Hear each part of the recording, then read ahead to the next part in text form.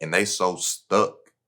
Which real estate is always a great investment, but they so stuck on like this. I ain't messing with that. Ain't man. I'm doing this. I'm like, Right. why can't you do this and that? Right. And then some of them start to come around because I'll be like, all right, I've made 6 figures in real estate. Mm-hmm. I've made 7 figures over here doing digital stuff. Right. Whoa, you are going the wrong way, and I'm here to help you get back on the right path. I only popped up on your screen because you're not happy with your financial situation, and it's okay to feel like that. I've definitely been there, but it's not okay to not make a change. I'm here to share with you the strategies that help change my life and the thousands of others that I've helped. I'm teaching you how you can get started flipping houses without using any of your own cash or credit, and 99 ways how to do it. Click the link and take advantage of this opportunity while you still can. We rolling? Mm-hmm. Would you rather get killed? Would you? If you had a choice,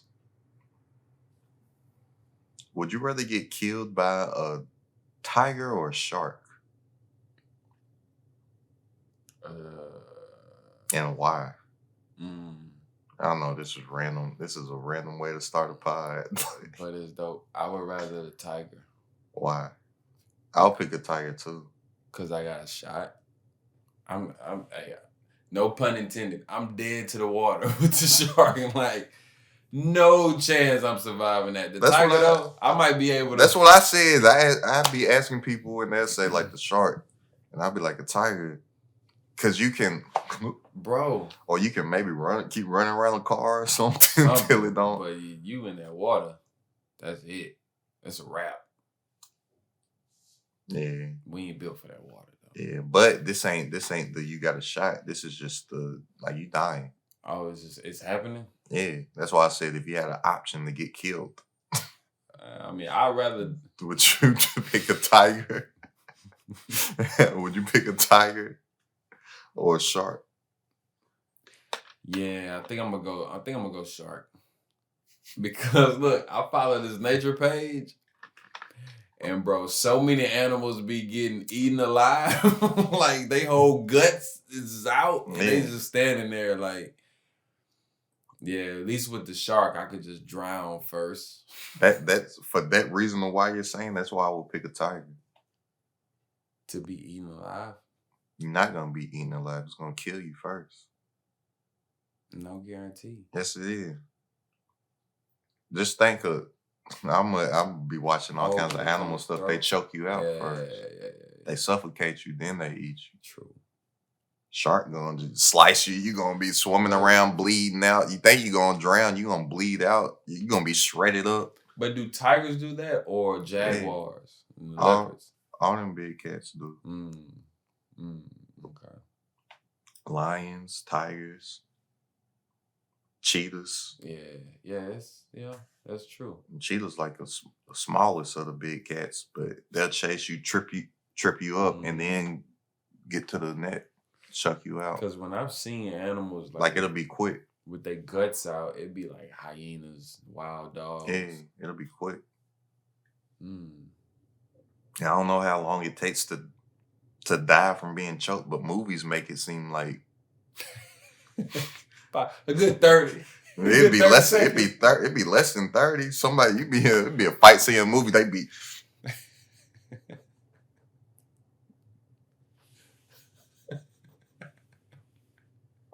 And they be hitting them.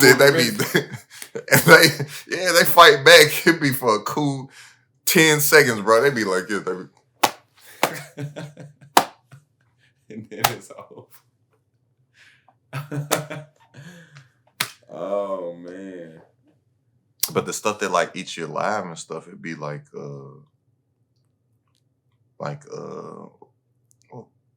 bears.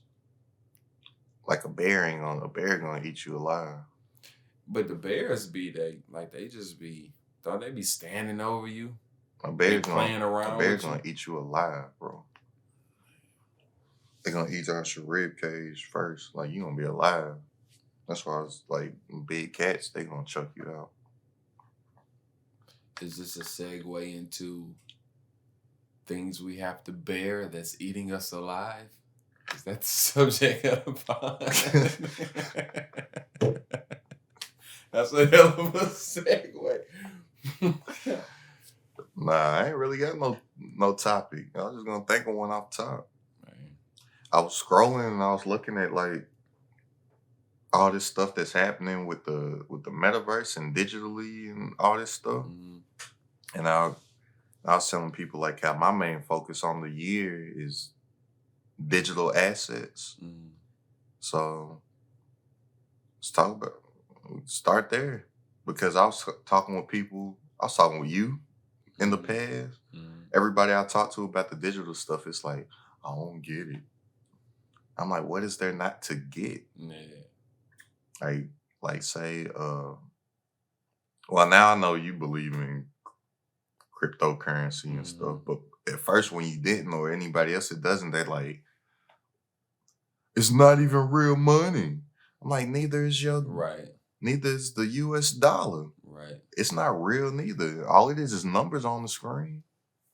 Like it's not backed by nothing. Like stuff has a value because we perceive it to have a value. That's the Mhm. same with cryptocurrency. Or they talk about NFTs. Mhm. Why why would I pay why would what are the files called? JPEG? Is it Mhm. JPEG or JPEG? It's the same. I know it's the same. I just don't know how to actually Oh, yeah, say it. JPEG. They JPEG. call it Yeah. Yeah. JPEGs. Yeah. JPEG. So it's like, why would I pay money for a JPEG file? Mhm. Like it don't make sense. Can't they duplicate it? Can't they I can just take a screenshot of it and have the same thing. I had this conversation with somebody. Yeah, you can take a screenshot of it. You can't sell the screenshot though. Right. Right. And then I was telling my neighbor because I was explaining the stuff to her, and she was like, I was telling her about the apes, the board Mhm. ape Mhm. yacht club or Mhm. whatever. I sent them how Neo bought one for like a Mhm. quarter million. She was like, why would I pay for? Can't you just? Who's stopping somebody from just making the same thing on the computer? Just can I just screenshot it and I Yeah. I got it too? Man. I was like, you got paintings in your house, right? She was like, yeah. I was like, those paintings that you got are copies. Mhm. The original would still like people will go and get a print of a painting that costs money. Right. That painting, the original is still, even though there's all these copies out there, that original is still like The one. worth crazy money, Mhm. bro. Yeah. People be having Mona Lisa in their crib. Like that ain't the Mona Lisa. People be having on Basquiat t-shirts. Yeah. Yup. Yup. You don't think that Basquiat hanging up in Hove and Beyonce's crib is still worth Right. 6 milli when you got the picture on your shirt? Bro, I saw an ad for the Basquiat joints shirts like $20. Yeah. I was like, is this legal? Like that's the first thing that could cross my mind. Like, is this legal? But people don't even know like artwork like that too. I learned that from watching Billions. I didn't know this existed. Billions of shows showing what all these billionaires have like Mhm. stuff that they really do, and then they have like guest billionaires on the show. Mhm. Like Mark Cuban's on the episode, like playing Mark Cuban and Mhm. stuff. But it was some episode he was on, and he had all these, uh, multi-million dollar paintings and stuff. Yeah. He was using them for like tax shelters and stuff. And it ain't like he was like the biggest fan of the art, Yeah. but something in the laws or whatnot, he was trying not to let people know about it or something, or would have hit like this year's taxes instead of Mhm. he wanted them to fall on next year's or something. And it would have hit him if they found out that he was hanging them up. So these people that they have the original art, it be house somewhere. Mhm. Like they be Mhm. storing it Mhm. somewhere. Mhm. They be somewhere in like some secret location. And then they go spend $5 million on a painting. And the painting that they hang up in their house is a replica Mhm. of the $5 million Yeah. painting. Yeah. I'm like, if I go buy the joint, I want to hang it up. Like they not even hanging up the real stuff. It's fake. Man, I didn't know that was a thing until that's smart though. I saw the episode and I'm like, they really be doing it? I Googled. I was like, oh, everything they do on that show is real. Like they be eating them little birds. They're like super rich people. Like the people that really making decisions on the world and stuff. Yeah. They eat, there's a little bird. I forget what it's called, but they eat it whole. Like guts, bones, everything. You just put the whole bird in your mouth and eat it. And this does what? Rich nigga shit. I'm just talking about the show Billions, bro. It was on a episode of Succession too. Yeah. It's like it's illegal to eat the birds too. They're little, and like the ritual that you do it, you put a towel over your head because it's like forbidden or whatever. So you put a towel over your head, and I think the aroma or something helps with the taste. You grab the bird by the beak, put it in feet first, and you're supposed to eat it whole, except for the beak. Bro. And yeah, so like them, like the super rich and what they be doing like weird stuff, bro. Yeah, I knew that, but the bird. But anyways, I don't even know how I got on that, but the NFTs, like I was explaining to her, like, can I make a screenshot of it or whatever? Like, what's mine different than that? I use the art as an example. Yeah. I was like, yeah, you can go get a screen print of a painting. It looks the exact same. The real painting versus your screen print. Which one? Go try to sell your screen print that I can get at Hobby Lobby or Home Goods versus the actual painting. She was like, yeah.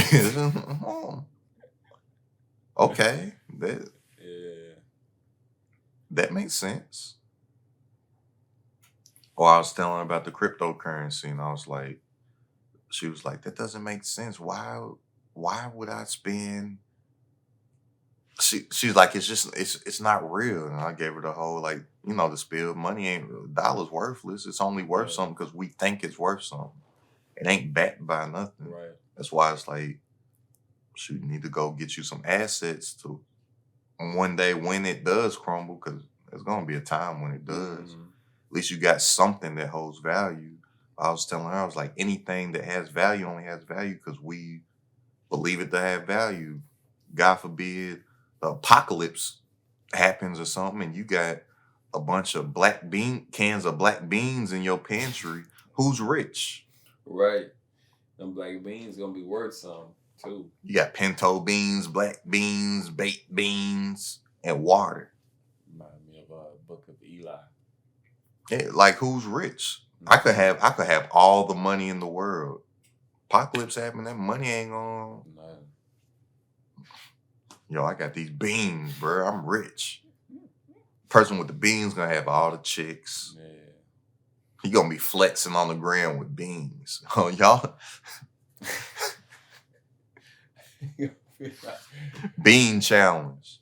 Oh man. Or water. Like there's gonna be a time where like wealth is gonna, like, water's gonna run out. There's gonna be a time when, like, forget your money, fam. Y'all. Right. They're gonna be holding up water bottles to their ear instead of the money phones. It's gonna be like we living in jail or prison. Who got the currency in jails? Who in prisons? Who got the drugs and the little Debbies? And the booty.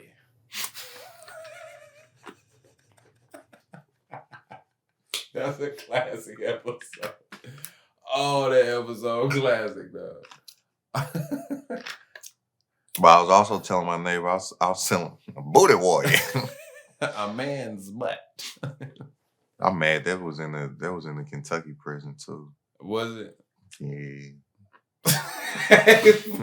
Time out. Why are you looking as if As if you were You know, proud. I love my state. But no, I'm not proud. No, I'm like, no, damn, no, he no. got to be in Kentucky. No, I'm saying you were proud of the Kentucky prison until that. like that's your face. Like, man, I was rocking with how they was doing it until he came out. I'm mad, man. That was. Yeah, man. You know, I like to rep anything Kentucky. You ain't rapping that one. I can't rep Booty Warrior, man. He said, in here, booty is more important than water. A man's butt. Like he had to emphasize it. He was like, "Look, I don't think y'all really understand what I'm saying here. We can do this the easy way, or we can do this the hard way." So I tell him like this: I like you, and I want you. We can do this the easy way, or we can do this the hard way. But I'm getting me some butt. Oh man. Well, y'all don't know. It's a show. I don't know. Does it still come on, or is it just repeats? No, that's a real dude. Oh yeah, but I'm thinking about. You thinking the Boondocks episode? The show's locked up. It was on MSNBC. I don't think it come on no more. It's probably repeats. Because I know To Catch a Predator don't come on no more. Because that used to be like my night. Like I would watch To Catch a Predator and Locked Up. And it would come on like back to back. Do you know that she is? Bro, I think that's why they did the Boondocks episode with Chris Hansen and him, because they was like both the shows, and they would come on back to back. Like this, like the only thing that would come on. I call you Chris Hansen. No, but to go back to the convo with my neighbor though. So I was telling her like how I'm focused more so on digital assets, because I'm like, an asset's just something you own, right? That generates you income. Like an asset doesn't have to be like something physical, right here. It can be anything. So say if I'm rooted in real estate, and say a lot of people, because I be trying to tell my friends in the industry too about like what type of time I'm on now, what like the main focus is for this year, and they so stuck, which real estate is always a great investment, but they so stuck on like this. I ain't messing with that. Man, I'm doing this. I'm like, why can't you do this and that? Right. And then some of them start to come around, because I'll be like, all right, I've made 6 figures in real estate. I've made 7 figures over here doing digital stuff. Right. Why? Then they'll be like, money talks. What? Money talks. So I'll be like, what? Like, what makes more sense as far as, like, I know strategies in real estate where there's no barrier to entry. But as far as owning stuff, like owning real estate, like I teach people how you can, in essence, technically flip houses without using any of your own cash or credit. That's not owning it though. Right. That's not owning a cash flowing asset that increases in price over time, that's gonna pay you every month. Right. And even with the real estate, say you do own it and it's bringing you in income, it's still work that has to be done with it. Like people say passive income. Passive income is really like a myth. There's very, very, very, very, very few minimal ways to make true passive income. Yeah, well, you're not doing anything. That property, you still got to manage that property or hire a property manager. But still, it's like something that has to be done. You got a rental property, that tenant calls, that toilet need to be fixed, that roof's leaking, that AC goes out or whatever. And then a lot of people don't know with rental properties, people's not making, like as far as just the making money aspect and cash flow aspect, people aren't like cash flowing crazy. Like you get a single family house, like great cash flow on that is like $300-$400. Yeah. Like you making $400 on that joint, like you killing the game. Right. But don't nobody tell you what's 4 times 12. I ain't good at math. 48. You make $4,800 a year. on that house. Mm-hmm. AC go out. That's your whole year's profit. Right. Like depending on where you're at, where I'm at, and with this whole pandemic, prices of everything done went up. Mm-hmm. But let's say on my AC guy, he does AC. His typical AC he does is between $4,000 and $7,000. Mm. You make $4,800 on a year for that Yeah. whole house. You in the red. AC go out, you gotta go fix it. Yeah, that's your whole Like people don't talk about that side of rental properties. Or the side of, especially, this is like a new side with the pandemic. It's like it's been magnified.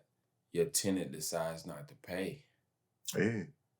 Like a very good friend of ours is in her tenant. Yeah. In New owes York. owes her over $100,000.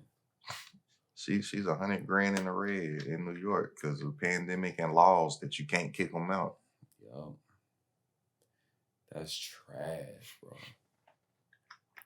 Very trash. Like literally paying for him to live. Yeah, but people don't think of that. Like when people think of their landlord, they're not putting a face to the person. even if it's like say your landlord that doesn't have many properties, the tenant may know the person face to face. Right. But like say people living in apartments and stuff, they not looking at they're not thinking that they're not thinking that Blake Sanford owns. It's just like the landlord or Right.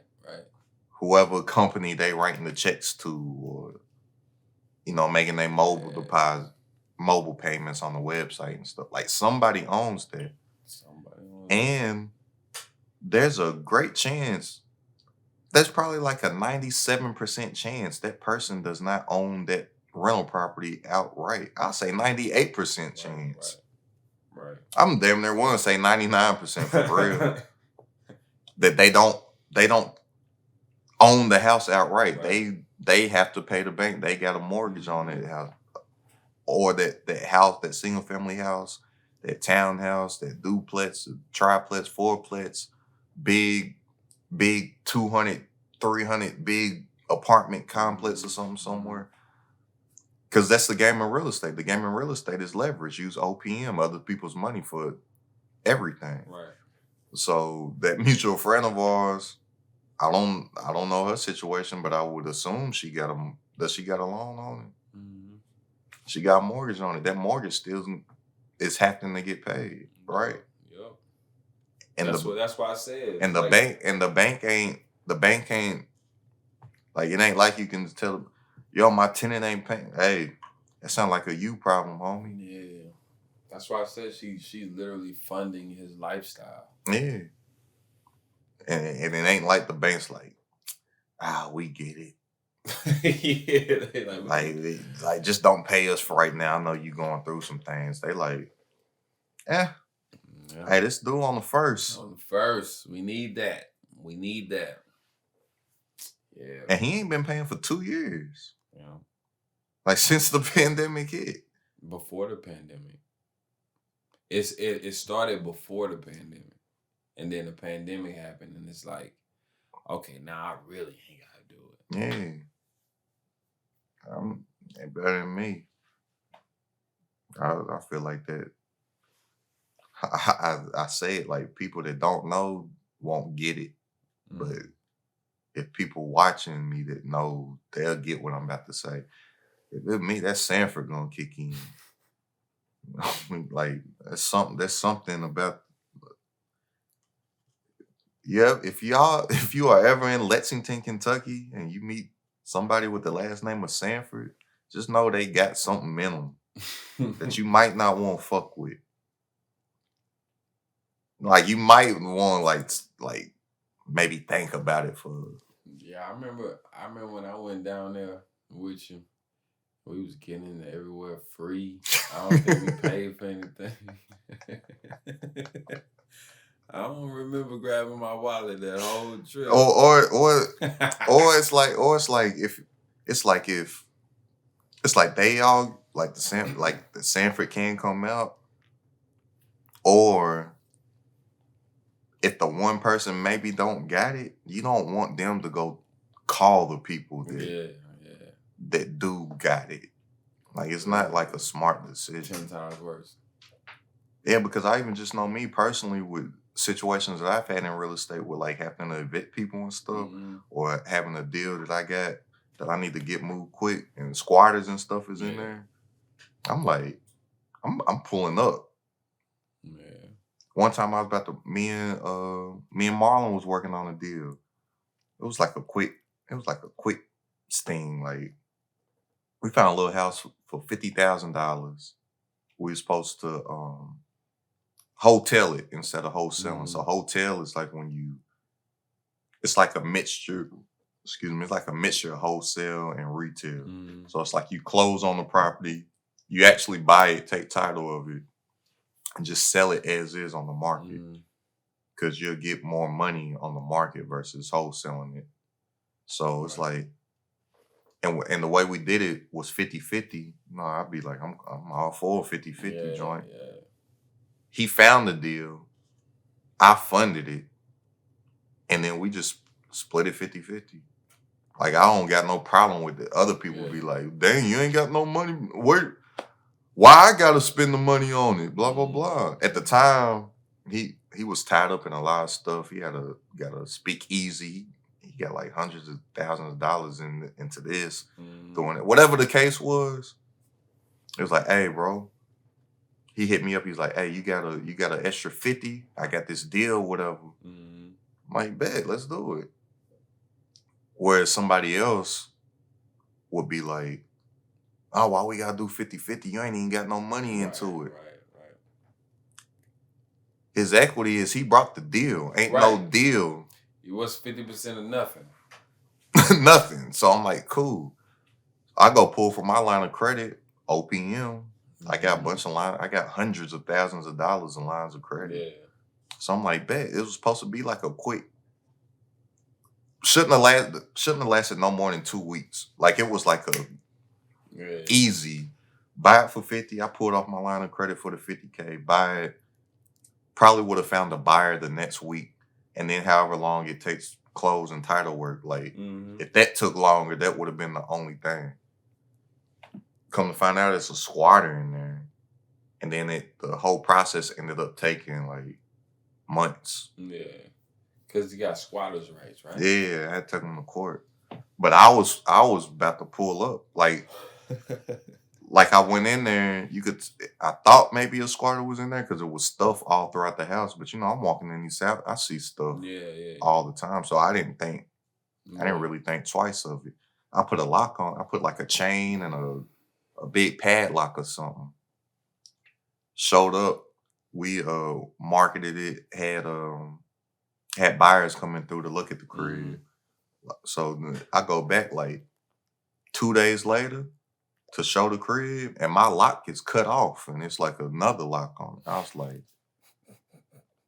was like, bro, I hit up Marlo. I'm like, hey, bro, we got a problem, bro. Like buyers is on their way right now, and can't get in. He's in Miami on a yacht.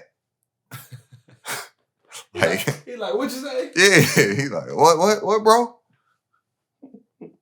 Knowing he knows it's an issue, but at the same time, he's like, bro, I'm in Miami on a yacht. Like, what you want me to do? That's like, I understand, but he was at least trying to call people and whatever. So then he get back and stuff. What I always do, I try to be nice first. Like, I genuinely be trying. I genuinely want to help people. That's outside of money. It's one of the reasons why everything that I do as far as me making money goes off of helping people and solving problems. Yeah. Which a lot of people, they scared of problems, but I'm like, that's where money, all money for real is generated off of solving problems. Right.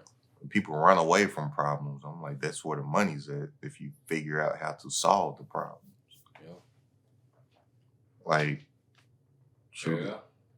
I have a problem as far as creating content quality looking content, sounding, looking wise and stuff, editing, you solve that problem for me. Mhm. Therefore, there's a transaction that's made Right. to solve their problem.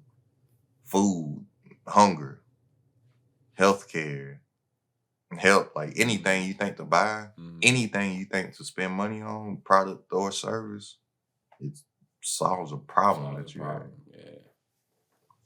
But I went first. I wrote like a letter. I'm putting it on the door. Like, hey, call me. I left my number. Like, let's work something out. Mhm. Nothing. I go down back again a few days later. Nothing. Then I put like a 3-day notice, Yeah. of it. Then he called. And I'm trying to talk. I meet up with the dude. We talk. Yeah, whatever. And it was like a good conversation. Yeah. I genuinely asked him. I was like, "Hey, man, look." After I heard everything he had to say. How much time do you need? Right. Let me know how much time do you need. Can I help you out or something? He said, give me. I think it was about to be Memorial Day or something. He's like, give me till the day after Memorial Day. Mhm. It was like some holiday was coming on a Monday. It's like, give me the day till after that, which was about 10 days or something. Yeah. I was like, that's all you. I was like, you sure that's all you need? Yeah. And that wasn't one of them. You sure is like when somebody offers you some food or something, and you be like, nah, and The you be pump like, fake. and yo, you sure it's like fake because you don't want to give it to him? You be like, you sure? Mine was like a genuine, like, Yeah. bro, this is where you living at, right? Like, Right. you sure you only need 10 days? Yeah, man. Just grab some of my stuff I already got. 10th day show up, I hit him. He cursing me out. Oh, you motherfucker, you ain't getting shit. I ain't going nowhere. Like, he talking tough over the phone. In person, he seemed like a nice guy. I'm shaking his hand. It was sweet. Yeah. And like a good sweet. Yeah. Like a nice guy. No, I got what you were saying. But it turned into like, I was like, man, why this switch up? All he kept saying is, I found my papers. I ain't going no. I found my papers. What papers? That's why I'm like, I'm talking. I'm like, what papers? Because I know I've already bought the house. Yeah. The title's in my name. It went through a yours. title company legally. Right. Whatever papers you thinking you got I found my papers. ain't recorded.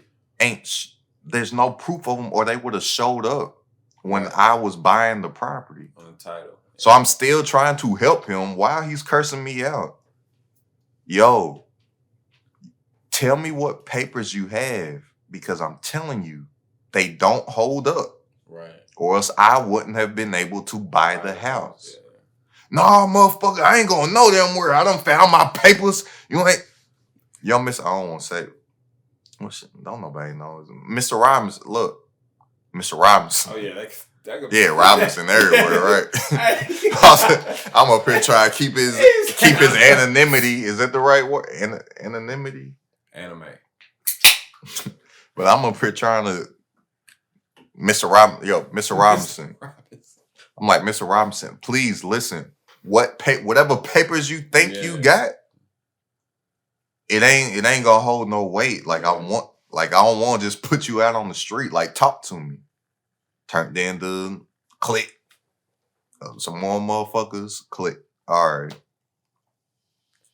And then that's when I'm like, all right, I'm about to, the Sanford kicked in. Yeah. All right, he don't want to listen. I'm about to just go grab, like, he's getting out the house. I'm about to go just pull up on him. And did you have like, this is my question. Did you have a worst case scenario in mind? yeah. What was the worst case scenario? The worst case scenario made me call Marlon to ask for advice.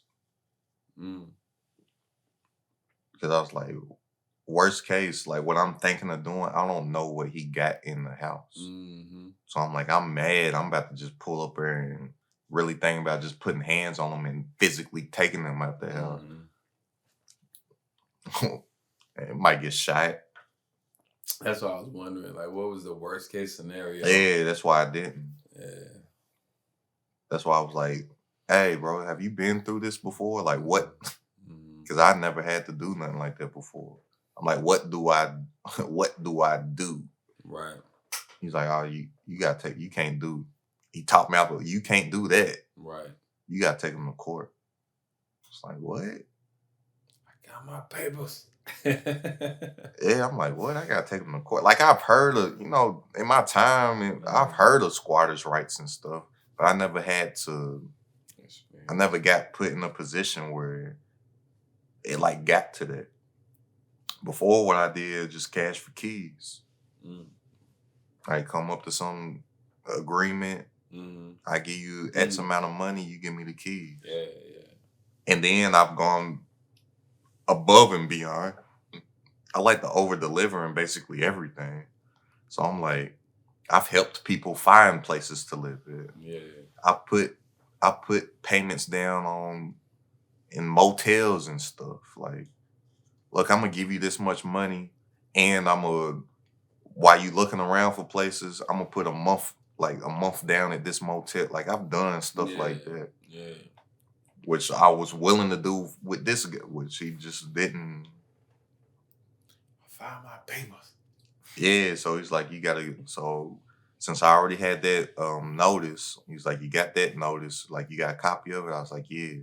He's like, all right, take that copy, take it down to the courthouse, file it, whatever. They'll give you a date to come to court. Yeah. And then he's like, you'll just win the case. That seemed like a pretty quick process as far as filing. Nah, because court. you file, but they only have the court hearings once a month. Well, that's what I'm saying. So how many months you was in? So I had to wait. I can't remember off the top of my head now because I haven't been through. But it's like the first Tuesday of every month, the first Thursday of every month or something. Yeah. So it's like you gotta wait. And so then by the time I waited, and then when you go, it's not like it's just your case. Yeah, court. So it's just everybody's in there. It's like you sign up, don't know what time you gonna go up to talk to the judge, and it's just a room full of people, landlords and tenants, just all in there, and everybody that's got a case in there, they in there. Yeah. It's your turn. Case number 22. You walk up, the landlord tenant walks up, give their case to the judge. He hears it out, makes a ruling. Then the next person goes, and the next person goes, and the next person goes. So it's like you in there all day. The bailiff or whoever was there, he said already off top, everybody that loses, be prepared to be out by Thursday or something. Say it's Tuesday, you gotta be gone by Thursday. I was like, bet. I'm about to get him out of here. Yeah. Soon. I get to my case. The judge, I win, but the judge got sympathy for dude. Because whatever his papers were that he had, like I told him, didn't hold no weight. But I bought the house from like a family. Their mother had, they inherited the house. I don't know if his papers was real or not, but he was saying that he had an agreement with the person that passed away, the person that actually owned the house, to live there. And that's what he was saying he had. Regardless of if they was real or not, I found out at court he had been living there for over a decade. Like, this was his home. Really? Yeah. Oh. That's why I'm like, Mr. Robinson, why didn't you tell me this when I was asking you? So I could have helped you. Yeah.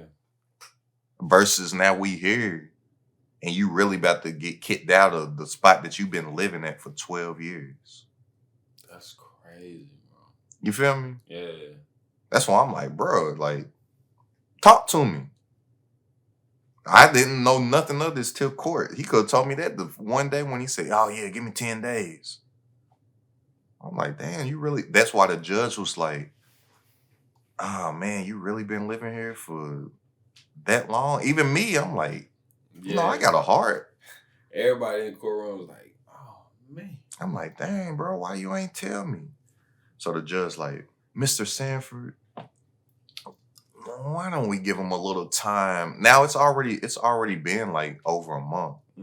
So it's like, why don't we give them a little time to, you know? So the judge gave him 90 days. Man, that feels like a long time, bro. But if you really think about it, is it when you've been living somewhere for? No, I'm saying on your side. Yeah, it is on my side. Yeah. But I'm just saying 'Cause you still paying, in the right? life aspect of things, it ain't. Oh yeah. But like you said, I pulled from my line, so I'm making them payments. So now I got court costs. I got court fees. I'm making that payment on the line of credit each time. So I'm like, and this is supposed to be like a 2-week max. Yeah, bro. The joint.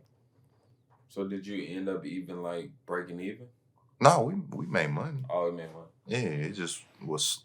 That must have been a good deal. Yeah, it was like bought it for 50, sold it for 70. Yeah. Like, and we was busting down. That was the plan. Buy it for 50, sell it for 70, bust down to 20K evenly. I get 10, he get 10. Except it turned into, we still sold it for the price for the 70. It just was months later. Right. And then we still busted down 50-50. It's just since I was carrying them costs of the line of credit costs and then the court fee or whatever, we busted down 50-50 minus what I had already paid. You know what I'm saying? And we went on about it like that. And then in the parking lot, after I win the case, we walking in the parking lot, and I'm like, still at how I'm like, man, why you ain't tell me? Yeah. Cause you legit like, man, I could help you. Yeah. And we having a calm, civil conversation walking in the parking lot like me and you talking. I'm like, man, Miss Robinson, why you ain't tell me? I'm like, you know I ain't want to do this. Go do this. Yeah. He's like, man, I know, man. He's like, because he don't realize it's like nothing he can do. Right. And then throughout the process, I was like, look, throughout this time, if you need some help, if I can't, call me. Like, if you need help moving certain stuff or whatever, he's like, yeah, I got it. I'll figure it out or whatever. And I was like, bro, you could have offered him a ride. He had a truck or whatever. So he was like, nah, I got my truck. That's pride, man.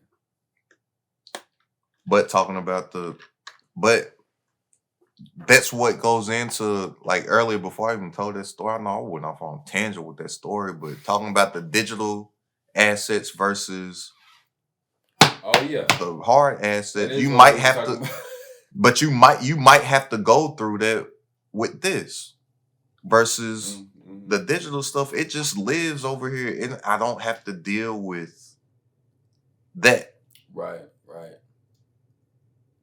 Airbnbs, I've been thinking about getting into Airbnbs, which it's something that I still may do, but instead of like they got something called short-term rental arbitrage, where you like basically corporate lease apartment units and stuff. Isn't that what like people who are making? I'm not gonna say the most money, but people who are killing it. The people that's really killing, yeah, but the people that's really really killing it, it's like they got a good mixture of both. But I like this. I like the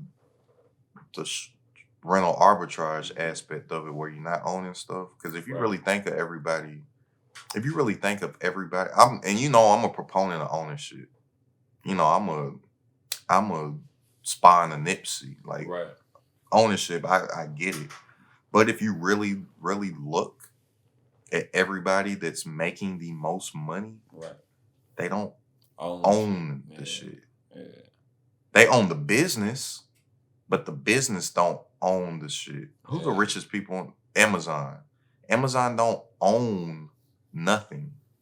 Is Amazon the richest or Apple? I'm just trying to think of people that I can put a face on, like Jeff Bezos. I can put a face that who's Apple's face? I believe it's Tim Cook. Do you know what Tim Cook looks like? Or do you just know the name? No, I know what it looks like. I don't know. Tim Cook could walk past me. Look, and I'm like, Let me see. But yeah, I think his name is Tim Cook. He's the CEO. And of course, I mean, God rest his dead. Steve Jobs. Yeah, Tim Cook. What's he look like? I don't just saw you. Yeah, bro. You wouldn't know. Nah. You walk in Whole Foods and be like, Nah, I know the app. I know the apple with the bite out of it. yeah.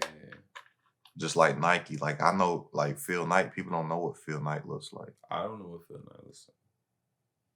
I know what Steve Jobs looks like. Like that's what's so interesting to me about Elon Musk. Mm-hmm.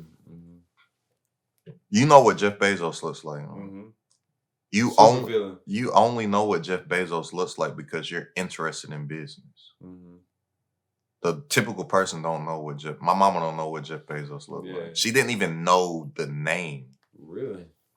Cause we in the car. I'm thinking like everybody know who Jeff Bezos is, right? Like we talking about somebody like like everybody know who Jeff Bezos is. She was like, no, who's that? Oh, are you serious? Yeah. But I'm so interested in like Elon Musk fascinates me so much because he is the only person that lives in that elite air that Elon Musk is the logo he is the mascot for Tesla. Mm-hmm. And I just want to see like as we go on through time how that works out for him. Yeah. And the company. Because nobody else is the mascot for their joint. Yeah. Phil Knight ain't doing SNL. Phil Knight is not going on Joe Rogan podcast and talking and smoking a joint and drinking. Phil Knight is not going on Twitter trolling. Right. And swinging the price of cryptocurrency because he think it's funny. Jeff Bezos ain't. We only know Bezos because we into business. But if you think about it, Jeff Bezos is not walking around being the face of Amazon. Does he even have a social media account? No. Yeah, I was about to say, I don't think. Neither does Mark Zuckerberg. Yeah. The typical person does not know. We know what Mark Zuckerberg look like because this is what we into. Right. The typical person don't know what Mark Zuckerberg looks like. Outside if they just happen to watch the news, which they probably didn't even. You might see him up there on getting grilled by the Supreme Court talking about stealing data and stuff. Hey, that's all I be seeing him, bro. He be sweating. He be like, yeah, he be sweating, but I'm saying maybe somebody sent, but it ain't like. And then as of recently, he had that video talking about what they about to do with the metaverse and stuff and the concept of it. But it's not like I'm Mark Zuckerberg. Like you're not seeing him with Facebook and Instagram everywhere. Yeah. All these billionaires, you're not seeing them. Even the black billionaires. Hove, Jay-Z, he'll put his name to certain stuff, like to maybe get it some momentum. But once, like use Tidal, for example. I know he don't own Tidal no more. But didn't he sell it twice? Yeah, genius move, bro. Yeah. Hove sold a piece of a Tidal to Sprint some years ago. For the album. Nah. For Holy Grail. No? Nah. That was a different deal. Oh. Holy Grail, when he had Magna Carta Holy Grail, that was a deal where he gave one of them companies a million. I don't know. He gave them some type of stuff to whereas it was exclusive to this first. I'm saying no. He sold a piece of just the whole streaming service of Tidal to Sprint. I think it was. So whereas every person that has Sprint, you get Tidal on your stuff. Mm-hmm. He did that while he's doing all of this. The only reason I got Tidal outside of like supporting Hov because I'm a fan and I'm gonna buy black first if I can. Yeah. Outside of that, I bought. It's no secret, Jay-Z and Nipsey Hussle my favorite rappers of all time. Right. Jay-Z's music was exclusive to Tidal. I don't know if you remember Yeah, it that. was early on in the beginning. But at first, you couldn't listen to Jay-Z's music nowhere unless you found a way. Back then, people were still like illegally, like it was still like a thing to go on. Like I used to go on Rap Godfathers and download music. Yeah. Like that was still a thing. So it was like either go on there and get it, and it would be like for some reason Jay-Z's was the only music that wasn't there immediately. Like you had to wait to get your illegal download there. Or download Tidal. Right. After a while, After I chose to shoot. His music is just now within the past few weeks able to just use on your stories on Instagram. Yeah, yeah. He didn't even want you to put it on there. Yeah. And that's the only music I be playing on my lives too. That I get my live shut down. Be if Hove's playing. I have the Isley Brothers be playing. I be having Frankie Beverly and Mays playing, Aaliyah, Whitney Houston. Hey, you remember when I hit you up that day? I was like, yo, they knew they knew what was going on. Boy. Bro, remember I told you I had sent you the it was a screenshot. They was just tapped into like somebody posting some stuff. And it took. Yeah. Oh, Yeah. oh, yeah. Yeah. You not talking about music, Nah. man. You gotta. We can't just say that. They not gonna know nothing. I ain't gonna tell what it was, but I'm gonna tell what it was. All right, y'all listening. The voice of God back here. He has a I ain't gonna say he's connected. I'm not gonna say he's connected to Jay-Z and Beyonce, but he's 1 degree removed from Jay-Z and Beyonce. Can I say that's true? Yeah. Yeah, that's true. Like in I know this wouldn't happen, but like you're in a position to where if somebody wanted to get a message to Jay-Z from you, one person could. Yeah. It's like a. That's why I say you're not connected at all. At all. Yeah. But you're 1 degree away. Yeah, that's true. So this 1 degree away. So I hope Jay-Z and Hov don't take his damn. I mean Jay-Z and Beyonce don't take his damn. I know. I was thinking about that. Because you was heavy with the names, and I'm just thinking like they gonna pick it up. Hey man, pick it up. At least I look at the positive. I'm on Hov's radar. Hey, yeah. I'm doing something right. Yeah, true. But anyways, somebody had posted a picture on a social media website, did not tag any of these people. And it wasn't like say it's like a story. They posted like a story and something happened and they got a call and like immediately and it got deleted. Yeah. And this person that posted this picture is not a celebrity. They not nobody got a bunch of followers. They probably got like 200 followers or something. Yeah. And it was just like, yeah, that's crazy. The call came through and the stuff got deleted. Yeah. Like quick. Got it up out of there.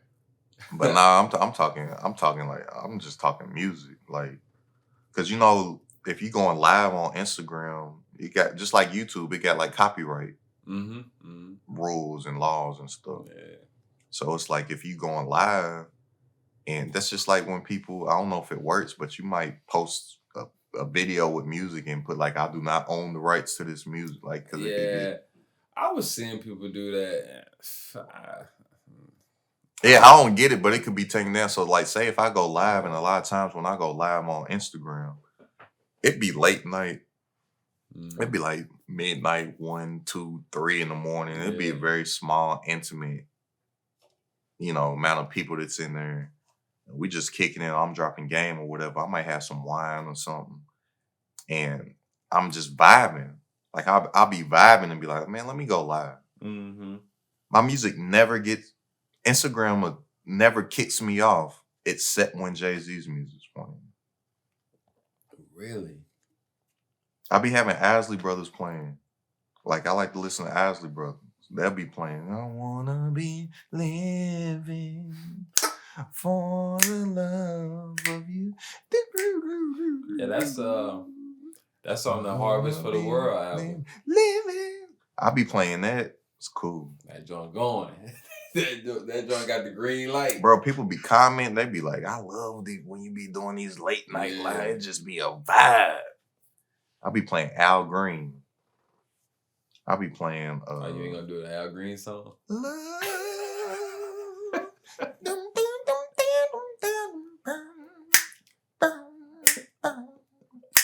Love and happiness. Oh man. Dang, gangsters used to. I like Al Green because them old gangster flicks, they doing drive-bys and stuff listening to Al Green.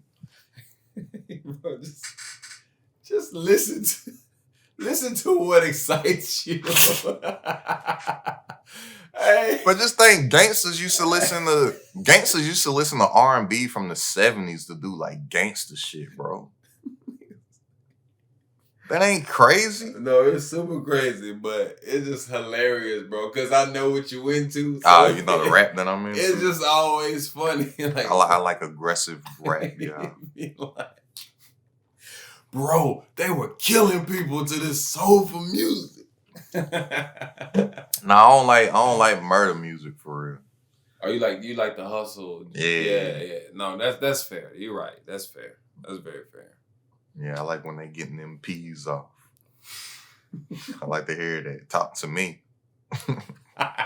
Talk to me. Talk to me. And I ain't big on the drug user song, but go ahead and rap about some drug dealing. Yeah, man. No, that's fair. I will give you that. I will give you that, yeah. No, I like Hov so much. It's hustler music. Yeah. From day one. Like, he talk about, like, some people glorify drug dealing. Even though that's not the thing now. Like, rap is more drug using now, but even with Hov, he never like glorified it. He would be talk like one of my favorite, maybe my favorite Hov song of all time is "The Evils." Mm-hmm.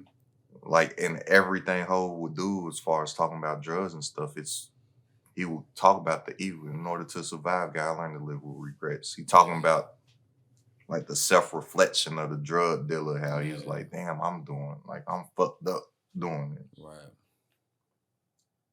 You see, there's heaven and there's hell, niggas. One day you cruising in the 7, next day your alibis ain't matching up, bullshit catching up. Get hit with that Rico, they repo your vehicle. Shit was all good just a week ago. About to start snitching, ain't you? Ready to start bitching, ain't you? I forgive you. I forgive you. He was feeling. Hustling just ain't you. He was feeling himself. Aside from girls that shake their ass in bars, you know you wouldn't be involved with the underworld dealers, carriers of Mac Millies, East Coast bodies, West Coast cat pillars, little monkey niggas turn gorillas. These is my rhymes, B. This is my first album. I know that you're not happy with your financial situation, and it's okay to feel like that. I've definitely been there before, but it's not okay to stay that way and not make a change. I know that you're trying to figure out some type of side hustle, some business that you can start, some way to make some money outside of your 9 to 5, but you're just stuck. And it gets so frustrating that sometimes you just want to, like you just want to let it out. I know that feeling, but I'm here to share with you the strategies that have changed my life and the thousands of others that I've helped. I'm teaching you 99 ways how you can flip houses without using any of your own cash or credit. Click the link and check out my course while you still can at its discounted price. You deserve success too. But with the title joint, he sold Tidal to Sprint. Every user had Sprint. His music was exclusively the Tidal. Mm. And then Wifey got on board too. Beyonce's music there was a point in time you couldn't listen to Beyonce unless it was on Tidal. Which is, bro, that's so live. So they took the L. They knew that they was taking the L up on the front end. Yeah. Like, Yeah, because many people ain't gonna be able to hear our shit, Right. but we gotta do this. And I'm like, that's how you know yo lady with you. She like, all right, I'm with it. Right. We riding. All right, bet. Hey man, they said, man. They said they can do them power moves like that. Drive the value of the app up, and then some years later he sold it Oh, again yeah, to yeah. who he sell to? Jack Dorsey, That's the square dude, right? Twitter. Mm-hmm. Jack Dorsey owns Square and Twitter. Well, I'm sure he owns other stuff, but that's Yeah. the two biggest, you know. I'm like the exclusivity of it. And then think of Tidal, even with the digital stuff, that's a digital asset, bro. Right. I rock with Tidal. Tidal to me, Tidal is the best streaming it's service. like too. hands Like down. outside of the fandom and support of Jay-Z, it's the best one. It's not even close. Yeah, like it all. Like, It's killing Apple and Spotify. bro, man. They have so much. Like the exclusive, like you can even take away the concerts and all that they be doing. But even the algorithms for the playlists and all that, it's like it's killing everything, bro. But that's a digital asset. Yeah. Do the work once, never have to do it again. Work goes into both of them, but this one takes constant work being done. Right. This one, you do the work once, it'll pay you forever. And like I was saying, all these people, all the top tier, like companies and stuff, how they don't own nothing. Mm-hmm. Amazon, I brought up Jeff Bezos earlier. Amazon don't own nothing. They deliver the stuff. Everything you buy, damn near everything you buy off of Amazon, you don't buy it from Amazon. Right. It's a third party seller. That's why man, so many ways to make money in this day and age. All them people everything you buy for Amazon, you're getting from a third party. Right. You're getting from me. Like if I had an Amazon store and I was selling phone cases, like I buy my phone cases off of Amazon. Like $10 or something like that. And my screen protectors. Amazon ain't doing that. They just middleman. It's Allison McCarthy got an Amazon store. She drop ships. You put in the order on her store, she got a credit card on file to fund it. Because Amazon you have to fund it immediately. So she makes the order with Alibaba or something.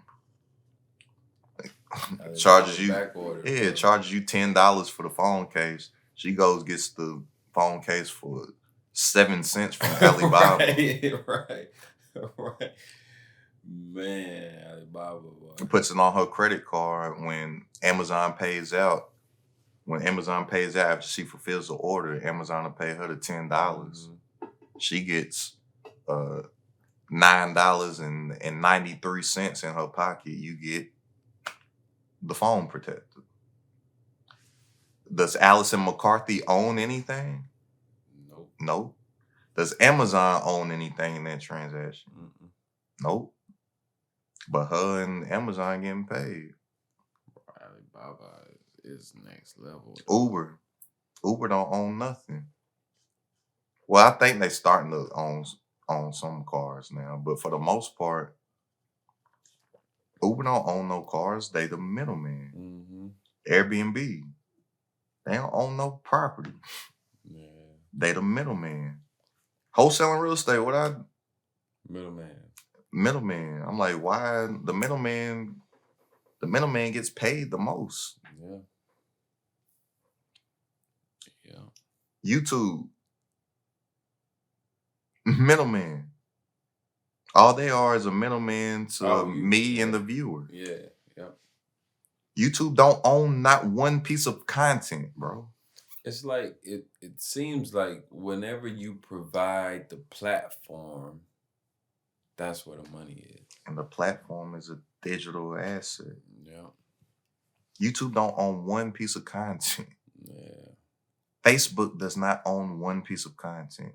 Instagram don't own one piece of content. Twitter don't own no tweets. Yeah. Snapchat don't own no snaps. TikTok don't own no funny dances.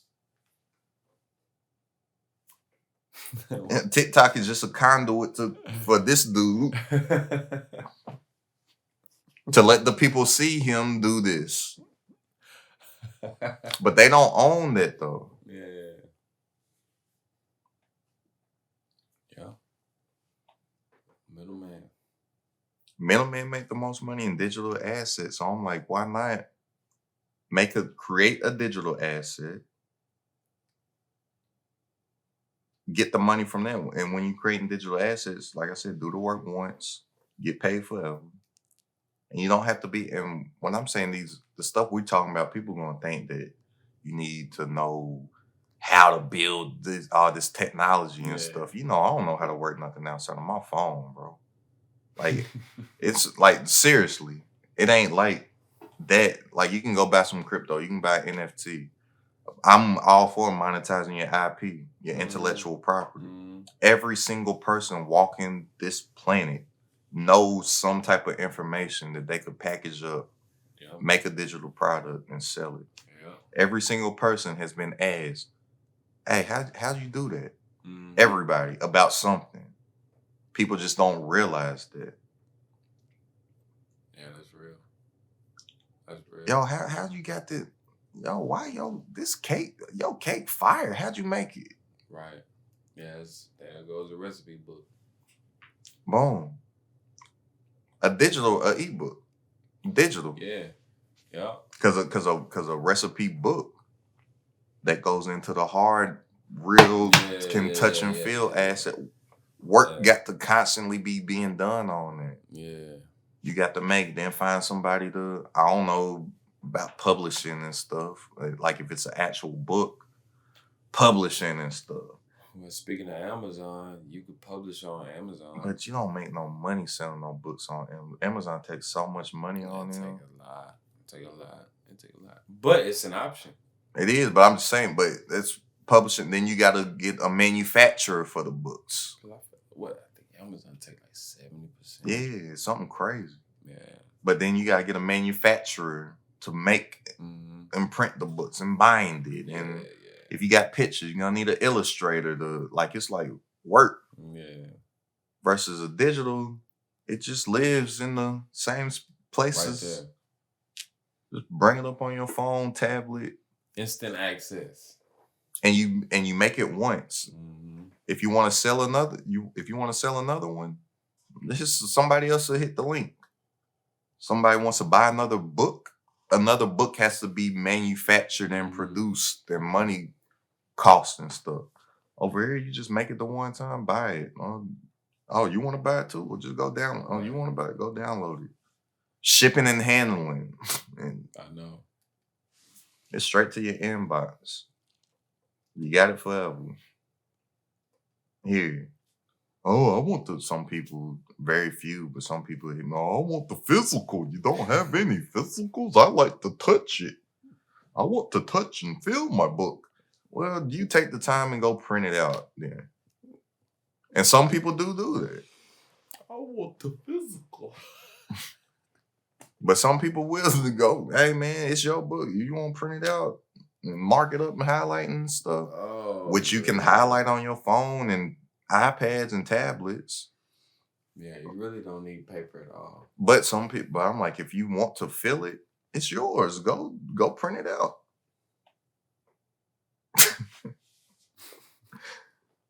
But the people that will, like, let it be known, like if the true people actually want the physical, like I just reposted maybe 2-3 nights ago, somebody like tagged me on their story. They had like printed out one of my books. Yeah. I'm like, the people that actually do want they'll print it out. It's like the lazy people that ain't probably even gonna read it no ways. That ain't gonna do it. Hitting you up talking about, hey, is there any way I can get it? Right. Versus the person that really wants a physical will just go print it. Cause then that's a scapegoat too. Like, I think we talked about this recently, just about people looking for excuses to not do something. You know what I'm saying? So now it's like you bought the book in the course or whatever, and then you just like, well, I was gonna do it, but it ain't no physical. Yeah. So it's just another reason why you ain't getting to your shit that you. And then plus here's a I'll let you in on a secret. I give so much free game. I had to give so much game in my court. I really be telling how to do everything from A to Z and stuff. And people be like, man, why you give them so much game? Man, why you give them so much game? You can't sell the what, not the how. That's how a lot of people do in the educational space. They tell me to do that. I've had people that I paid for information tell me to do that. Sell the what, not the how. Because if you sell the how, they ain't gonna have or tell the what, not the how. Tell the what, sell the how.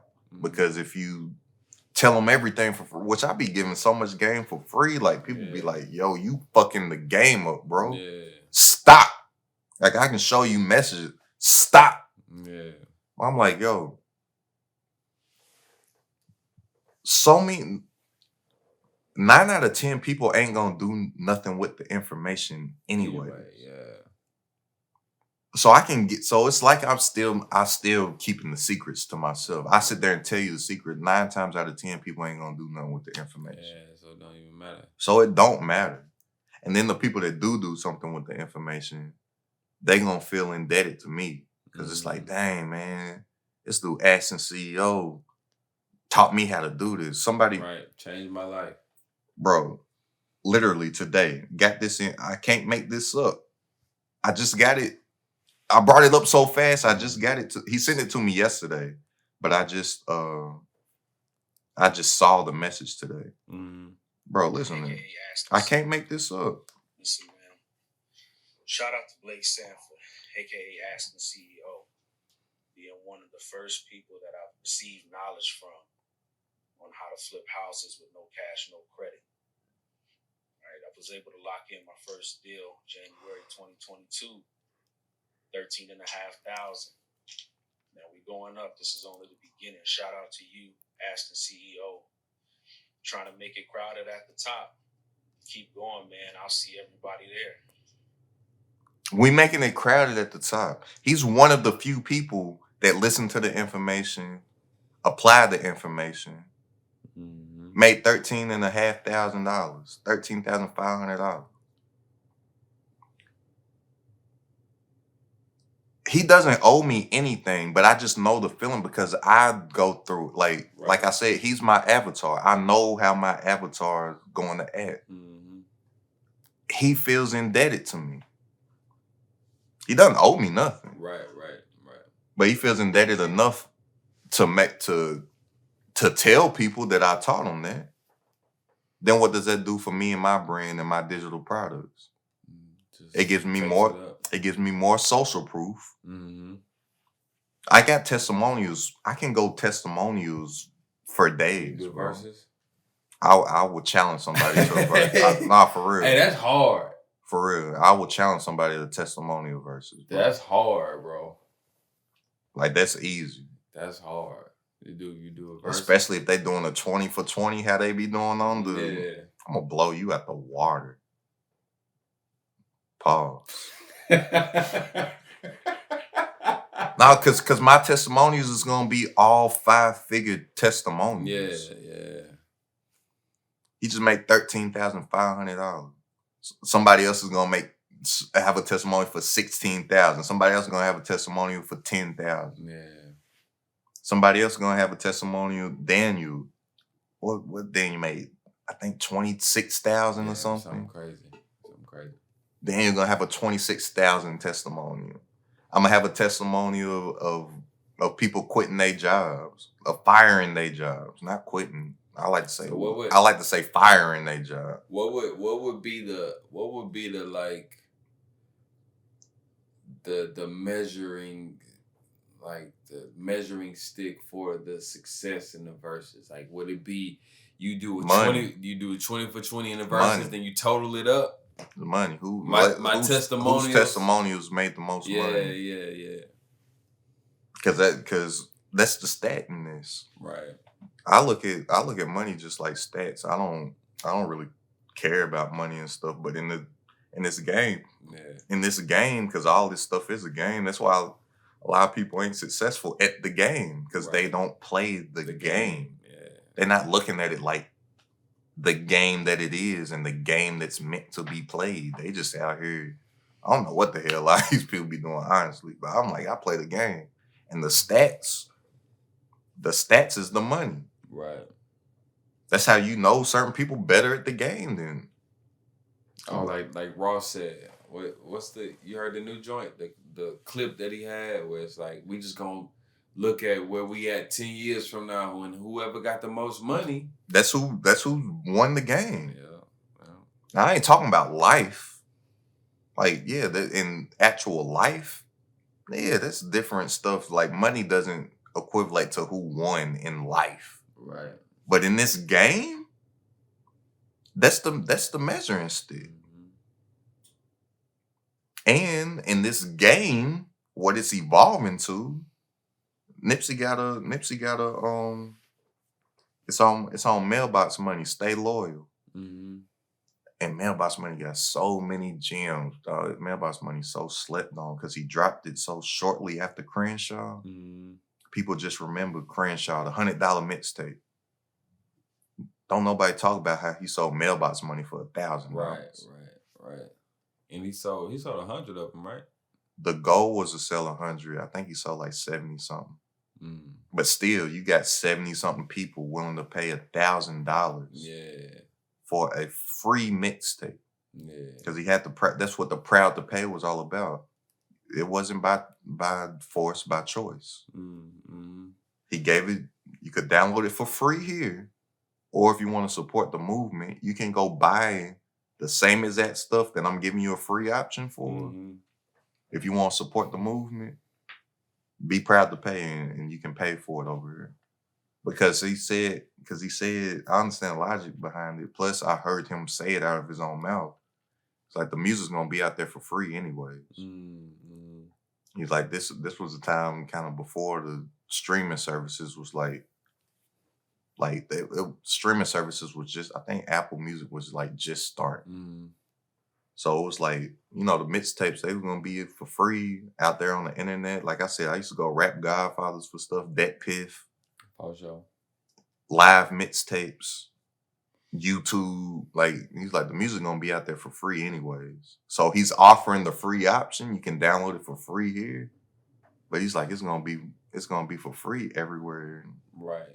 Anyways. Right. Or if you 10 toes down, rocking with the movement, the Marathon, Tim's, he's so good at branding, like to this day, God rest his soul. To a certain demographic of people, you hear Marathon. Yeah, it takes you there. Yeah, that's all you think about is Nick. Yeah. And he made it to where it's Marathon, and everybody goes through their own personal marathon, no matter what it is you do. You can be an athlete. We know that athlete grind and struggle. You on your marathon. Yeah. Entrepreneur, you on your marathon. You work a 9 to 5 every single day and come home and raising your kids, or you a single parent, you on your marathon. Like whatever it is that you do, you can relate to that. Yeah. And he had the Proud to Pay option. For a thou wow. So 70 something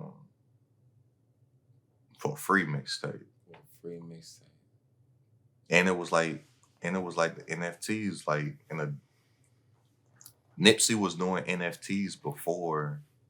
Nipsey was so ahead of his time, bro. He was doing NFTs before NFTs. And now people talking about, what's the point of an NFT? I'm like, we have real life. Nick pretty much set the blueprint.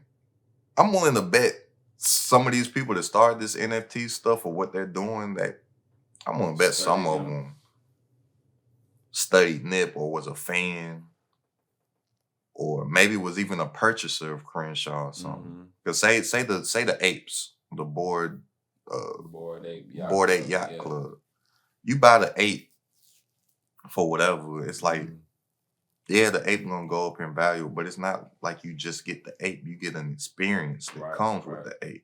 You get to join a group because ain't for real and it's for real and it's all these like high level celebrities and entrepreneurs and stuff that's in this group. I saw Kevin Hart just bought one like last week. If Kevin Hart just bought one, he's in the group. Mm-hmm. So you go buy. I just told you Neo bought one. Yeah. So if Neo bought his, I think his was around $250,000. Neo's now can network with Kevin Hart. Yeah. Like they all in the group. I don't know how I'm not a member of a group. I don't know how it goes or if they got in-person meetings or the dynamics of it. But you're in the group. Just like Neo told me. He got a Lamborghini. There's like a Lamborghini app that only Lamborghini members are in. Like you can network the people. He said like you might get a notification on the Lamborghini app talking about ice skating event in Poland. Yeah. Lamborghini. Like he's like, I probably ain't gonna go Poland, but if I wanted to, I know at this ice skating, the rich person ice skating event, it's only gonna be people that bought Lamborghinis there. Like, ain't these some people I might want to go over here to meet? Right. That's what it is in the Board 8 Yacht Club. So Nipsey, when they were saying he sold the mixtape for $100, they're like, why would I pay $100 for a free mixtape? Right. Digital, yeah, I know back then physical, like you got the actual physical thing, but the music, it lived in a digital space. Right. Lived forever. And you didn't just get the mixtape, you got an experience. Like with that came a concert. I was about to say concert tickets. It was a concert that only the people that bought it could go to. It came with other stuff for like the $1,000 thing. I think it came with like a book or money print, like whatever it was like stuff came with it. Yeah, and not just the one thing. Nip was one of the first people with like a community number. Speaking of, go ahead and text me 832-605-3297. Again, 859-605-3297. Nip had Ryan Leslie's technology. Mm-hmm. Ryan Leslie was like the first one. Ryan Leslie's is called Superphone. I use Community, but Superphone still exists. Mm-hmm. Superphone, you get people's contact information out of those people that bought it. Nip's hinting them. Yeah. Nip's texting them. Yeah. Like he's talking to people. Nip could have a pop-up event somewhere, and he knows where the people bought. So if we can target it. If this many people bought in LA, this many people bought in Atlanta, and then once he went on tour, it turned into like he saw that in them 1,000 at the pop-up shop first day. Mm-hmm. Then on tour, he was having pop-up shops everywhere, and they was like selling out like everywhere. Like it turned into a thing. He was saying like hustlers was coming up, just throwing them like $2G, like thousands of dollars, just like I support, like just off of the movement. So it's like, all right, damn, we sold 800 in Atlanta.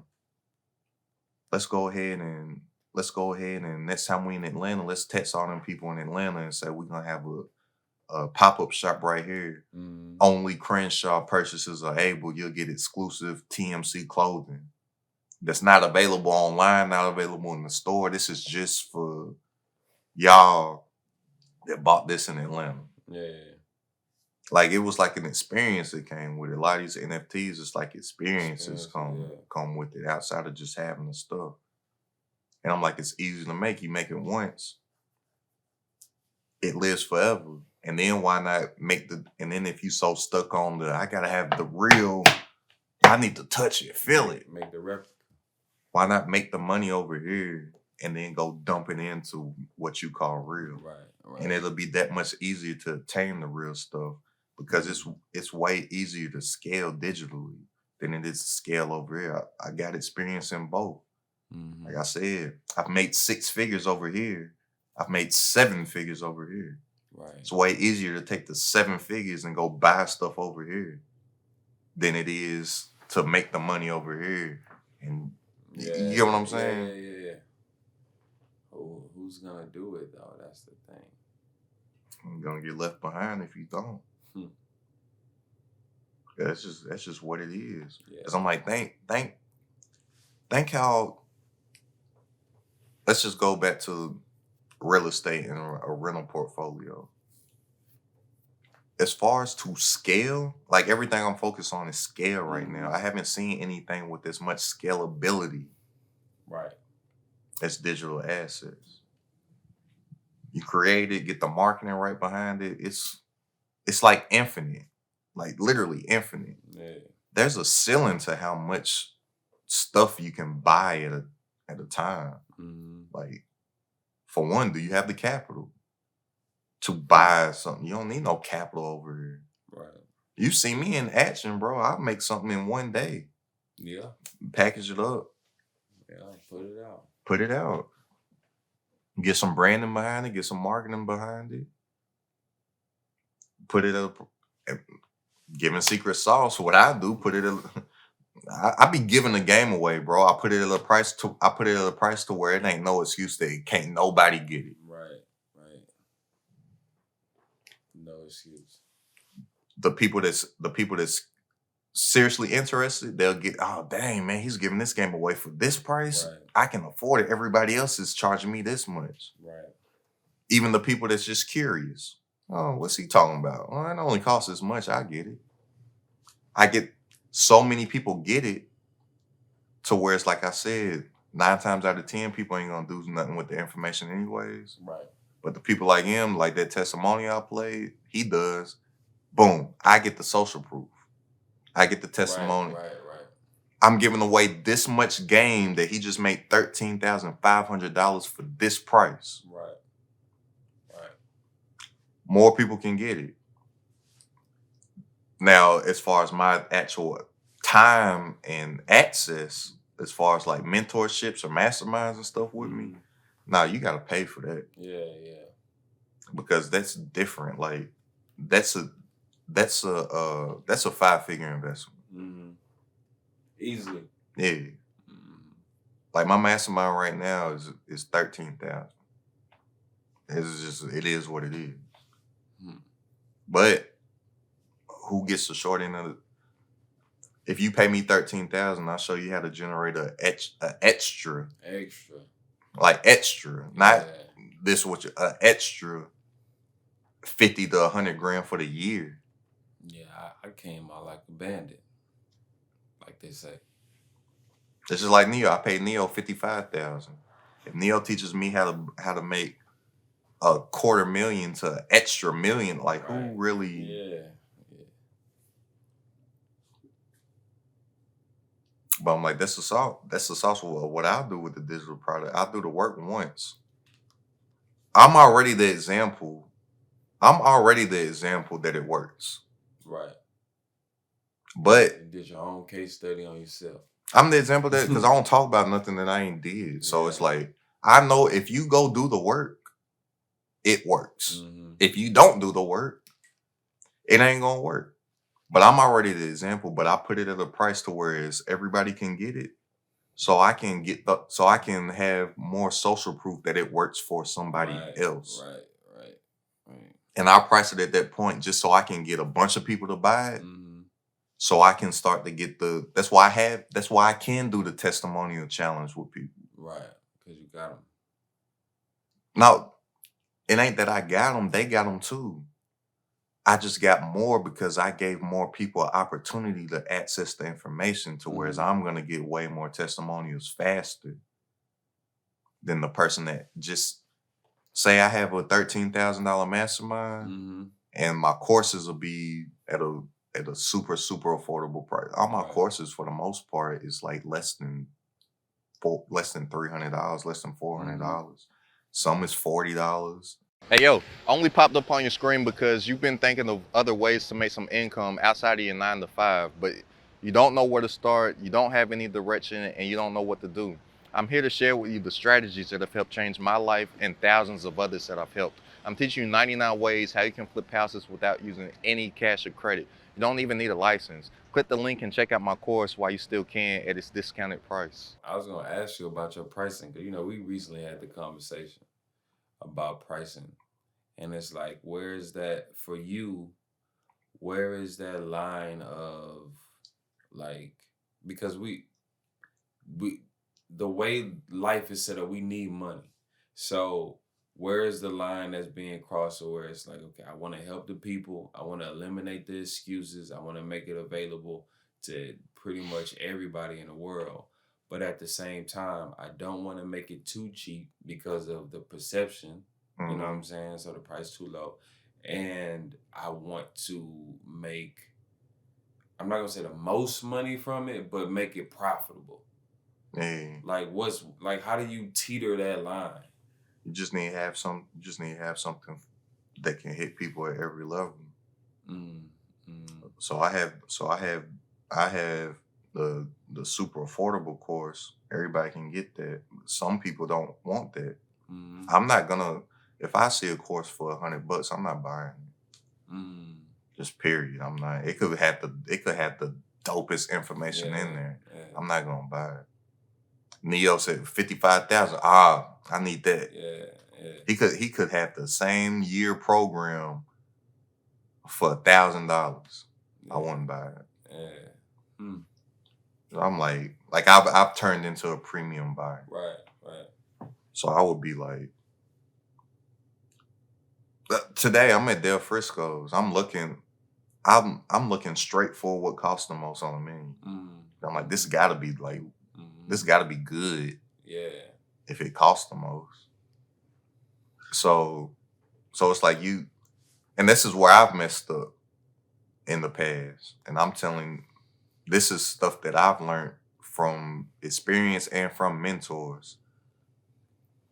I might have had a product here that got so much value, but somebody else it might be me looking for something else. So it's like, or you're a car person, it's like, I may be selling my Honda Civic.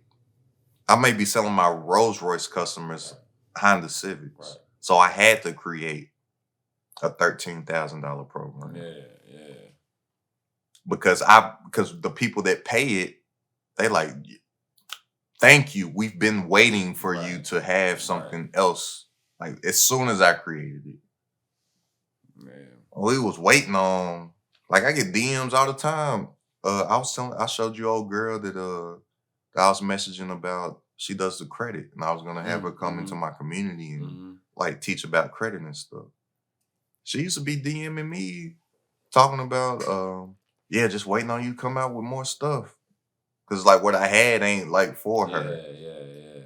I'm like, Hmm. dang. So it's like I have something that somebody can buy at this level, something Mhm. somebody can buy at this level, and something somebody can buy at this level. Yeah. So like say for example, say my real estate course, for example. Mm-hmm. That's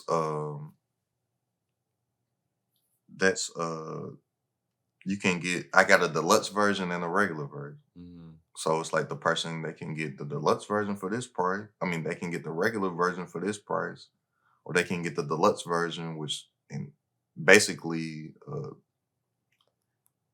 it'll just accelerate the speed that they get to their goal. Right. You're gonna get information from either one. Like that testimonial I put up right there, he got the regular one. Mm-hmm. It's like whatever, but it's like the information, you're gonna get the info, but it's just like this one has way more stuff, includes like a bunch of stuff about mindset. The first one doesn't have anything about mindset. And people they overlook or undervalue how important like mindset stuff is. Yeah. Because I'll go into a training about something, or I'll be telling somebody about something, and I always start with mindset. And some people, like I did like an in-person training once, people that was like, no, about mindset. Dude was like, basically was like, in short, was like, hey, bro, when you gonna get to the when you gonna get to the sauce? Yeah. I came here for that. I came here to learn about this. Like you up here talking about this mindset. Yeah. And I asked him, I was like, have you ever started something and quit before? He said, yeah. I said, all right, now do you think that what it is that you quit has nobody ever done it and been successful? Like it just don't work at all? Mm-hmm. Mind you, even I was teaching him about wholesaling real estate. I said, have you quit this before? And he said, yes, he has. I said, so you've quit. You started and quit multiple things before Right. that you see work, that you Right. see other people doing it. Do you think that's an information problem or a mindset problem? Mm. And he shut up. I was about to say he had to shut up after that. Because I can teach you everything. But if you don't get the mindset, Oh, man. you gonna quit. Yeah. Shoot, then hooping. You can go and do as many cone drills as shoot as many jumpers as you want. If you don't got the mindset, you're not gonna you get out there on the court, you're gonna suck. It's a wrap. It's a wrap. It all starts with mindset. I can tell the how to all day. Once you got the information, you got it. But like I said, how most of the people ain't gonna do nothing with the information anyways. It's because they don't have the mindset. Right. Right. The people that do something with the information, they have a certain mindset. That's why I say mindset is way more important than skill set. Most of my time that I spend and most of the information that I accumulate, most of the books that I read, Mm-hmm. most of the podcasts that I listen to, most of the stuff that my mentors that I talk to about, Mm-hmm. people that I pay money just to get information from, they ain't telling me too much skill set stuff. Yeah, it's all mindset. Well, not all, but It's mostly mindset. Yeah.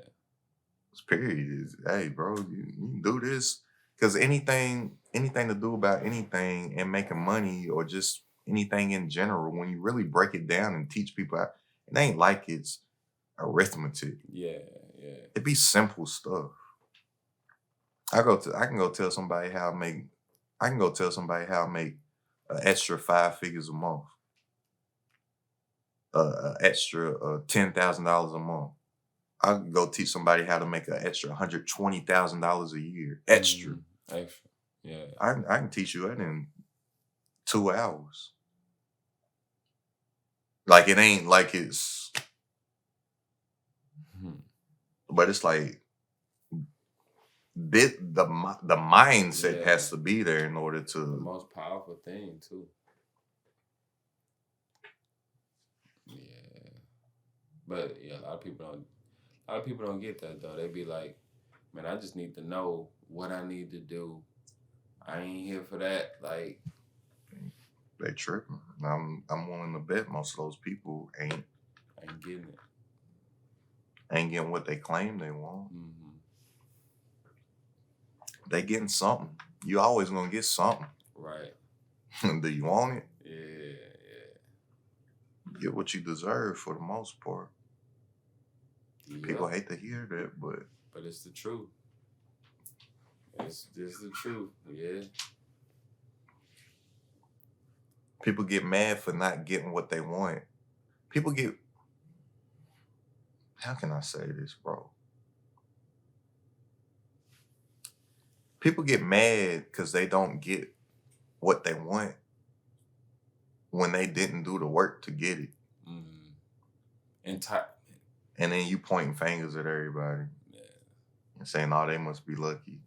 Well, you know what it must be nice. It is nice. Yes, it is. It is nice to not set an alarm and do what the fuck I want to do when I want to do. Yeah. It is nice to be sitting here shooting a podcast with my friend at 2:00 in the morning. Just chopping it up. Having a convo that we just gonna have anyways. Hey man, come on the camera. Yeah. And not have to worry, well, you got kids. You gotta wake up. Yeah, I do gotta wake up.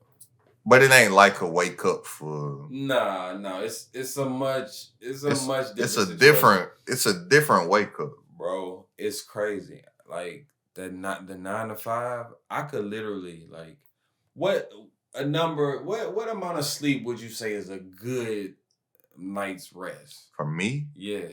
6. 6? Yeah, I'm like the same. I could get 8, 9, 10. And when that alarm goes off to go to work, It's different. I'm like, I'm snoozing. I don't want to move. I'm like, fuck. But bro, I could literally like be up doing whatever, and then like take a nap, like 2-3 hours, get up for the Yeah. day. Yeah, like I wake up, like my body, even though I don't set an alarm, my body wakes up around the same time every morning now. Then I make a decision. Do I want to get up Right. or do I want to lay down now? Here lately, it's been like getting earlier and earlier and earlier for some reason. Like it used to be like around 9 or 10. Now it's turned into like between like 7:30, 8-ish. Getting older, man. Or between 7 and 8. Well, I've been going to sleep earlier too. What's that book? I think it's like The Fisherman in the Sea or something like that.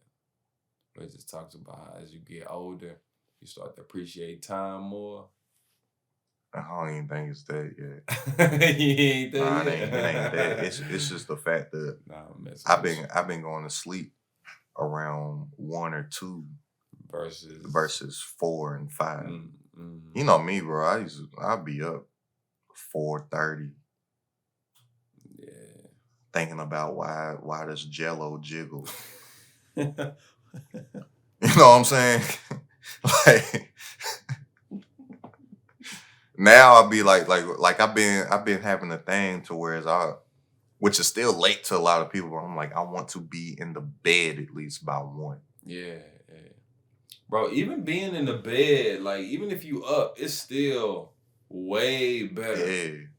Way better. But I just hate them people. It must be nice. Yeah, it is. It is nice, bro.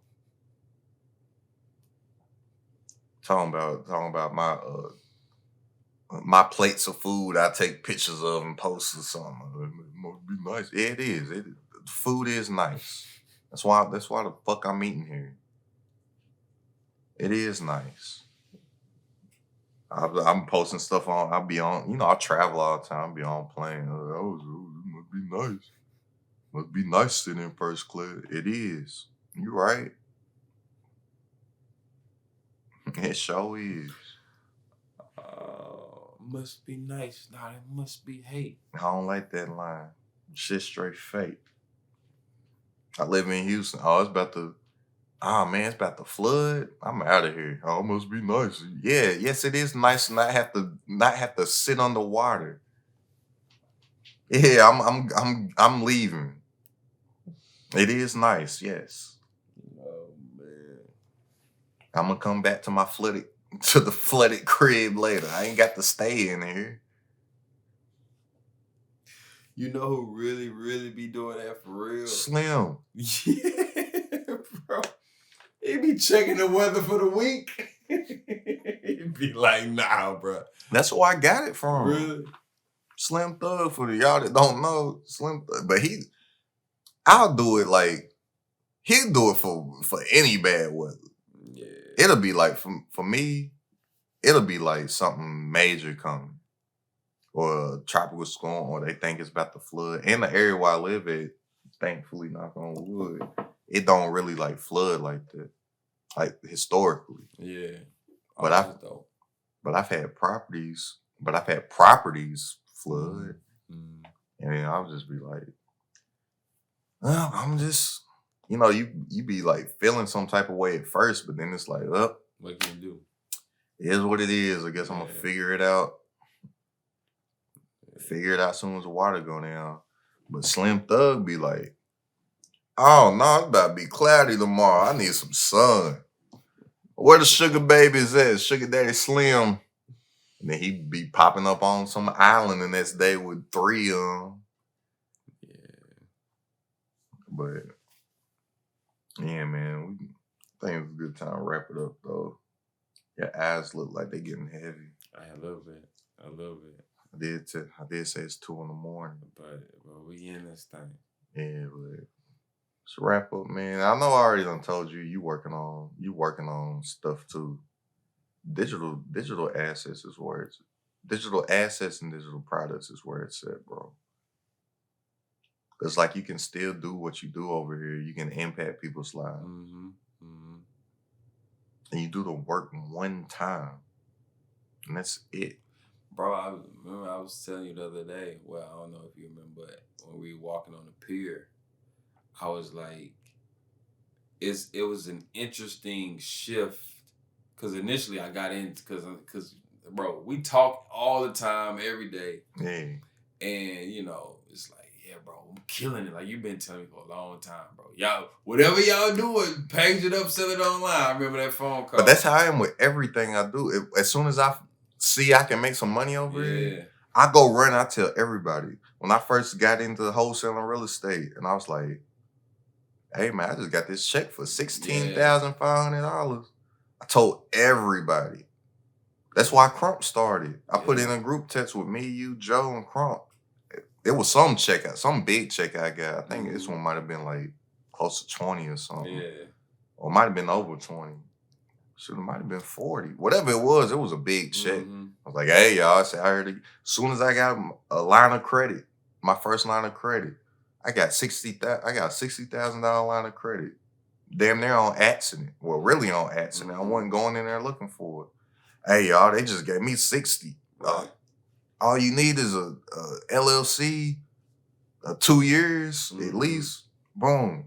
I went back in a couple weeks later. For my other LLC, they gave me another 6. Hey, y'all, they gave me 120. Yeah, yo, go up in here, get your stuff. Yo, but I got LLC. I ain't been doing nothing with it. I'm like, but you been like renewing it each year, right? Yeah, I don't. How long you had it? Shoot, like 3 years, but I don't do nothing with it. I ain't made no money. It don't matter. It's been in business 3. Go get this money. Go get it. The manager, he don't work there no more. I wish he did. He was cool. I went to a Rockets game. Me and my boy, we go to a bar after the Rockets game. I see him in there. He toasted. Blake, hey, oh man, hey, get him. What do you want? What do you want? Use friend? Have you came and got money from a bank? You're going to, hey, get him a drink too. Man, Blake, you sent so many people into my branch. My numbers are great. Because I sent everybody in that bank. Nobody I know walked out of there with less than 40. Yeah. My homeboy, he had a bankruptcy about to follow. Still got it. This is what I do. So then it was like, I saw the digital stuff. That's what you saying, bro. I remember that phone call, bro. So me, I was like, okay. I came into it because I was like, all right, we're going to get to the bag one time and it can live forever, passive. And then, like, there was something that happened, like, during the process. I think once you start to, like, put the info together and then you start to be like, man, this really about to help some people. That'd be the self-satisfaction. And then I was like, and then it shifted. Like the money gonna be cool, but then it just became like, man, if I don't make $1 million from this, and then like you got somebody who can take this and maybe they go get their $1 million from whatever the case may be, I'm like, that's dope. Like I literally was in there like, man, like this is crazy. The money's just a byproduct of helping people. Yeah, I was like, this is like I'm giving up a whole lot. Cause then you start to think about when you started, and it's like, man, if I had this, you just wish that you had it. Man, yeah. And I be feeling like once you get to a certain point or you figure out something, once you have knowledge on something, I feel like you owe it, especially us. Like we black, dog, and it's like so much information's been withheld from us. Yeah. Throughout history, over here at least, throughout history. Yeah, for sure. So I'm like, man, once we figure out something, I feel like we gotta. Yeah. It's like you a hoe if you hoarding information. Yeah. Yeah. It's like you got to, bro. Nipsey said, I'll be quoting Nip all the time. Nipsey said, like once you get to a certain level and get put in a position of leadership, whether you ask to be in the position or not, like you have to embrace it. Yeah. Regardless. Like I told you, I said earlier on the pod too, like everything I do, It's solving problems and helping people. Mm-hmm. And the more problems you solve and the more people you help, money's like a byproduct of that. Right. My mints, my Altoids, they help my breath not stink. Like they get paid for that. Mm-hmm. But it's like I just had a brain fart, bro. I was about to go somewhere, and it was about to be deep too. It was about to be deep too. Well, while that thought comes back, I will say this. There's another, like, after you have the shift where it comes, like, it goes from thinking about monetizing to, like, just full out helping, then you get frustrated when once it's, like, out and you be like I know you experience people calling you scam. Yeah, it comes with the territory. Like, or, you know what I'm saying? Or No, I said scam just stand for still confused about money. Yeah, bro, that's gold. That's Yeah. gold. But it'd be like, man, like y'all need to get y'all hands up. Like, it becomes that. Like, y'all need to get y'all hands on this for sure. Like, I want, like, why y'all ain't just like jumping on this? Like, this shit is crazy. Like, I'm giving up the world right now. Yeah.